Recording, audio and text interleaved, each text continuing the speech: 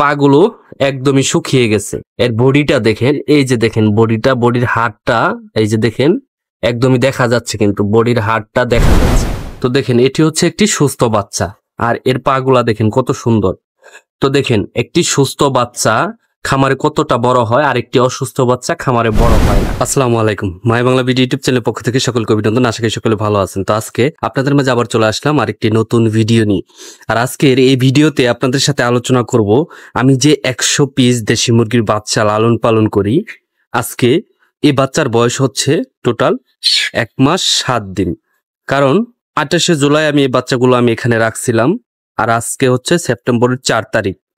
তো এই 4 তারিখে আজকে বাচ্চার বয়স হয়েছে টোটাল 1 মাস 7 দিন আজকে রানিং। তো এই 7 দিনে আমার দেশি মুরগির বাচ্চাগুলো, যে 100 পিস দেশি মুরগির বাচ্চা আমি রেখেছি, তো এর ভিতরে কিন্তু বিভিন্ন ধরনের সমস্যা দেখা দিয়েছে। তো যে ধরনের সমস্যা দেখা দিয়েছে তা আপনাদের মাঝে আমি শেয়ার করার জন্য চেষ্টা করেছি, এবং আজকে আমি আপনাদেরকে দেখাবো যে আমার এই 100 পিস দেশি মুরগির বাচ্চা সবগুলো বাচ্চাই কি সুস্থ আছে, এর ভিতরেও তো অসুস্থ বাচ্চা কিছু আছে। তো এর ভিতরে কিন্তু একটা বাচ্চা আমার টোটাল চাপে পড়ে মারা গেছিল, আমি আপনাদেরকে দেখাইছিলাম। 100তে একটা বাচ্চা শর্ট আছে। তো এখন এই 99টা বাচ্চার ভিতরে যে বাচ্চাগুলোর সমস্যা এবং কি ধরনের সমস্যা আপনারা আপনাদের খামারে আপনাদের মুরগিগুলো দেখে আপনারা চিহ্নিত করতে পারবেন যে আমার মুরগির এই সমস্যা। আজকে আমি এই ভিডিওতে আপনাদেরকে দেখাবো যে আমার মুরগির কোন সমস্যাটা হয়েছে এবং তার লক্ষণগুলো কি। আশা করি যে সকলে ফুল ভিডিও জুড়েই থাকবেন।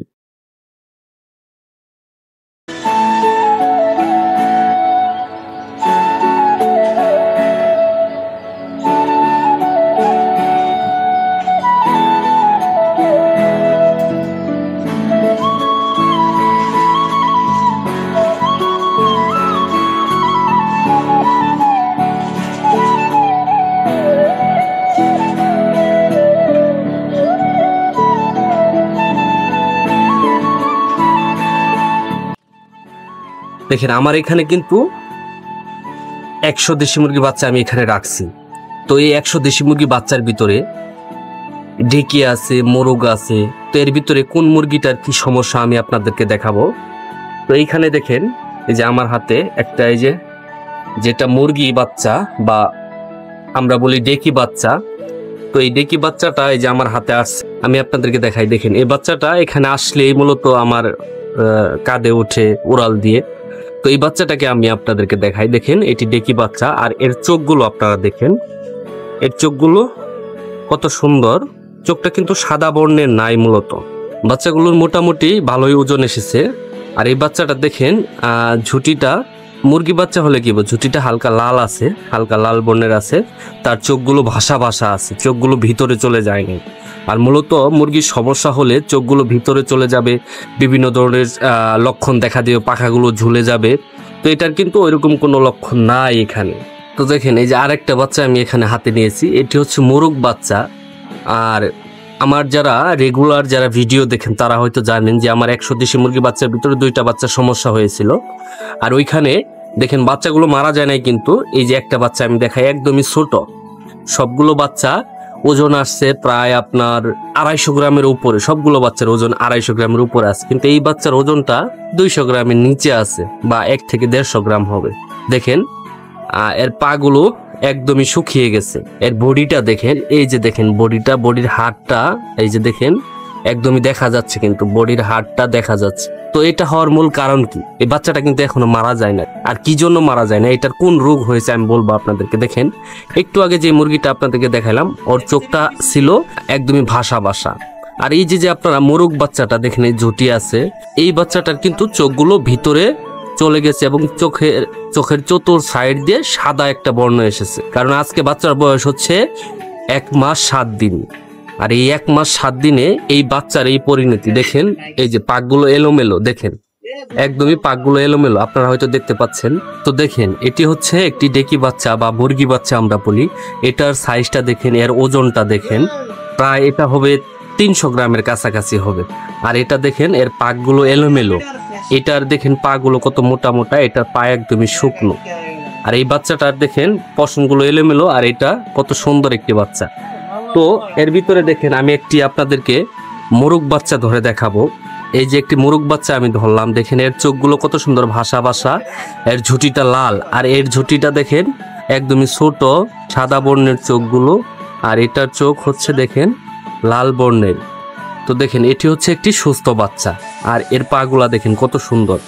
তো দেখেন একটি সুস্থ বাচ্চা খামারে কতটা বড় হয়, আর একটি অসুস্থ বাচ্চা খামারে বড় হয় না। কারণ আমাদের কাছ থেকে অনেকেই কিন্তু এই দেশি মুরগির বাচ্চাগুলো নেয়। অনেকে বলে যে বাচ্চাগুলো আপ ডাউন হয়ে গেছে, কি জন্য আপ ডাউন হলো এটা কিন্তু তারা বুঝে না, বা বুঝলেও তারা আমাদের উপরে দোষটা চাপিয়ে দেয়।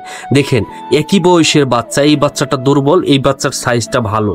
তো এরকম দুর্বল বাচ্চা আরেকটি আছে, দুইটি বাচ্চা। এই দুইটা বাচ্চা কিন্তু এখন পর্যন্ত মারা যায় নাই।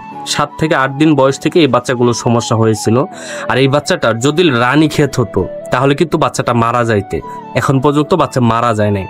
আর যদি দেখেন এটার যদি রক্ত আমাশা হইতো তাইলে বাচ্চাটা মারা যাইতো। বাচ্চাটার করাইজা হলে বাচ্চাটা মারা যাইতো, কিন্তু করাইজা হয় নাই কি জন্য?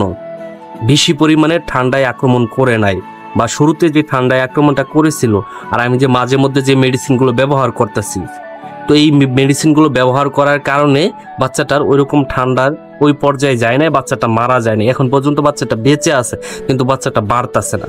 আর না বাড়ার কারণ হচ্ছে বাচ্চাটার বডির ভিতরে প্রচুর পরিমাণের কফ জমে আছে, এবং এই কফ থেকে তার লিভারে এই বাচ্চাটার সমস্যা দেখা দিয়েছে। তো যার কারণে বাচ্চাটা বড় হচ্ছে না, তার লিভারে ভালোভাবে যে খাবারগুলো খাচ্ছে এই খাবারগুলো তার বডিতে শ্যুট করতেছে না, তার লিভারটা অচল হয়ে আসতেছে। কিন্তু এই বাচ্চাটা দেখেন হয়তো বা বেঁচে থাকবে, কিন্তু বাচ্চাটার সাইজ এরকমই থাকবে। কারণ যারা আমার রেগুলার ভিডিও দেখেন, আমি এই ভিডিওতে আপনাদের মাঝে শেয়ার করে থাকি, আমি দেখাবো আপনাদের। তো দেখেন এর ভিতরে এই লিভারের সমস্যা থাকার কারণে বাচ্চাটা বড় হচ্ছে না। আপনারা বলতে পারেন যে ভাই লিভারের মেডিসিন দেন, ভাই মেডিসিন দিতেছি কিন্তু কোনো কাজ হচ্ছে না। কি জন্য হচ্ছে না জানেন? ওই যে ব্রুডিং এর সমস্যা হয়েছে শুরুতেই, যার কারণে। কিন্তু দেশি বাচ্চা বিদায় এ বাচ্চাটা এখনো মারা যাচ্ছে না। দেখেন এক একটা মোরগের সাইজ হয়েছে এই যে এরকম, আর যে মোরগ বাচ্চাটা আপনাদেরকে দেখাইলাম ওইটা কিন্তু একদমই সাপোর্ট ছোট। তো এটার ওজন প্রায় 300 গ্রামের উপরে, 350 গ্রাম হবে। এটা কয়েকটা মোরগ বড় হয়েছে। তো দেখেন মুরগির মূলত যে সমস্যাগুলো, মুরগির তার বডির কন্ডিশন এবং মুরগির হাঁটা চলা, এগুলো দেখলে কিন্তু বোঝা যায় যে মুরগির কোন ধরনের সমস্যাটা হয়েছে। আর ওই মুরগিটার যদি পায়খানার যদি কোনো সমস্যা থাকতো তাহলে বাচ্চাটা এতদিন বেঁচে থাকতো না, বাচ্চাটা মারা যেত। এই বাচ্চাটার পায়খানার কোনো সমস্যা হয় না, মূলত হয়েছে ঠান্ডার সমস্যা। ঠান্ডাটা ভালো হচ্ছে না, যার কারণে বাচ্চাটা মূলত এরকম বাড়ছে না বা পরিপূর্ণ সুস্থ হচ্ছে না। আর এই যে দেখেন মোরগটা ধরেছি, এর ঝুঁটিটা দেখেন কত সুন্দর, এর ঝুঁটিটা, এর চোখগুলো দেখেন লাল টকটকে। তো এই যে এরকম প্রত্যেকটা বাচ্চার কন্ডিশন যদি এরকম থাকে, তার চোখগুলো ক্লিয়ার থাকে, ঝুঁটিগুলো লাল টকটকে থাকে, চোখগুলো যদি ভাসা ভাসা থাকে, তাহলেই ওই মুরগিগুলো থাকে সুস্থ। আর যেগুলো অসুস্থ মুরগি দেখলেই বোঝা যায়। অনেকেই কিন্তু খামারে মুরগি লালন পালন করে অসুস্থ মুরগিগুলো তারা ভালোভাবে ধরতে পারে না, কিন্তু একটু তারা মাথা খাটিয়ে যদি একটু দেখে, একটু ভাবে, তাহলে কিন্তু তারা বুঝতে পারে। তো আপনারা আপনাদের খামারে সেম এইভাবে আপনাদের মুরগির যদি কন্ডিশন, পাকগুলো এলোমেলো থাকে, চোখটা যদি ভিতরে চলে যায়, চোখটা সাদা বর্ণের থাকে, ঝুঁটিগুলো সাদা বর্ণের থাকে, তাহলে আপনারা বুঝবেন যে আমার মুরগির সমস্যা হয়েছে। কি সমস্যা হয়েছে আপনি যদি না বুঝেন, পার্শ্ববর্তী যে ডাক্তারগুলো আছে যারা ভেটেরিনারি ডাক্তার, তাদের সাথে যোগাযোগ করবেন, তাহলে আপনাদের মুরগিগুলো আপনারা সুস্থ করতে পারবেন। তো আজকের এই ভিডিওটি মূলত এখানে শেষ করছি। আশা করি সকলে ভালো থাকবেন, সুস্থ থাকবেন। সকলের প্রতি আমার সালাম, আসসালামু আলাইকুম।